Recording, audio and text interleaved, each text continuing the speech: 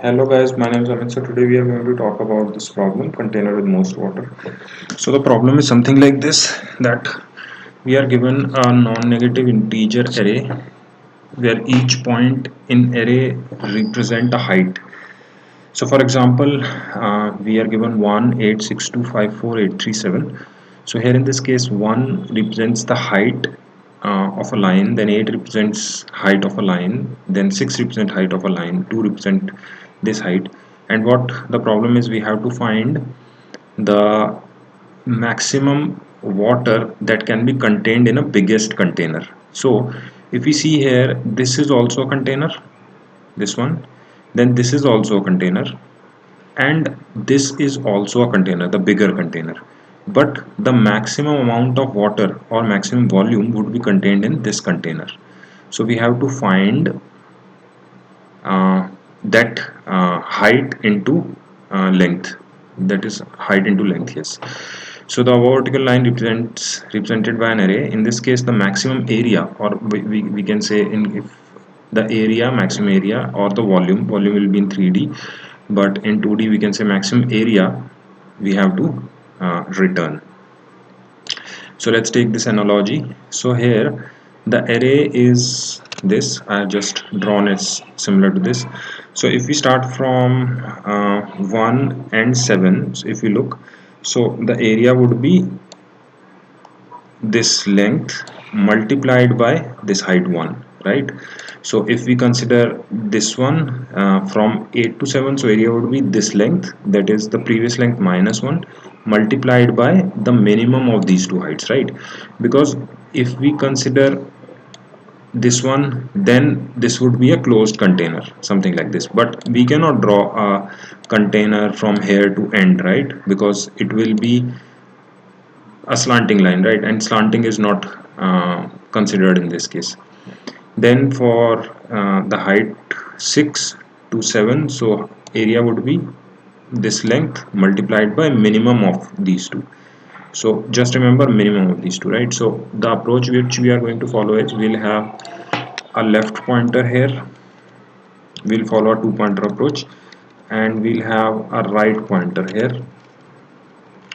So at each step we would be going to calculate the area, and we would be going to either decrement the either increment the left or either decrement the right. So if left is smaller than right, so in this case we are going to increment the left, because we always want to find the bigger area. So in this case initially we'll increment the left, so left will reach here. Then we find that the left is 8, right is 7, so in this case we will decrement the left. So in this case the area would become this length multiplied by 3. So now in this case we found that the right is smaller than again smaller than the left, so we'll again decrement. So now area would be this length from 8 to 8 multiplied by 8, and if in both cases they are equal, then we can either increment or decrement. So I'll just decrement, so here it will be 6 multiplied by this length, and we'll keep on noting the area, that if we store the result in temp variable, and if temp is greater than area, so we are going to store area into the variable to keep track of the maximum area. So this is the logic here. So I have taken a height, this height is the input variable, please pardon me. I have taken left, right, area and temp. So left is initialized to 0, so in this case left is initialized to 0 here, right is initialized to 8 here, area and temp both are 0. So while left is smaller than right, so initially left is always smaller than right. So if left height is smaller than right height, yes, this is smaller. So now in this case what we are doing is, we are multiplying height of left multiplied by right minus left. So because the smaller height we are going to multiply, so this, in this case it will be 7, and we are going to increment the left, so left will come here. So now in this case I'll just do,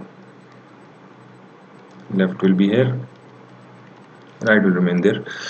So if temp is greater than area, so yes, temp is greater than area, so area is noted in temp. Now again it goes into the while loop. It finds that left is smaller than right. No, this is not the case. So here height of right is multiplied by this one. This is the difference, that is right minus left, and right is decremented. So now in this case right will come here, right? So this way we are going to find the maximum area and we are going to return it. So now this is a base case which will be we will use for this problem, which I'm going to discuss maybe in another video, which is trapping the rainwater, right? So I'll just discuss this problem, trapping the rainwater. So this is the solution of this, and the space and time complexity of this algorithm. Time complexity of this algorithm is O(n), because we are just traversing this array once. Space complexity of this algorithm is O(1), because first of all we are not using any extra array to store the results.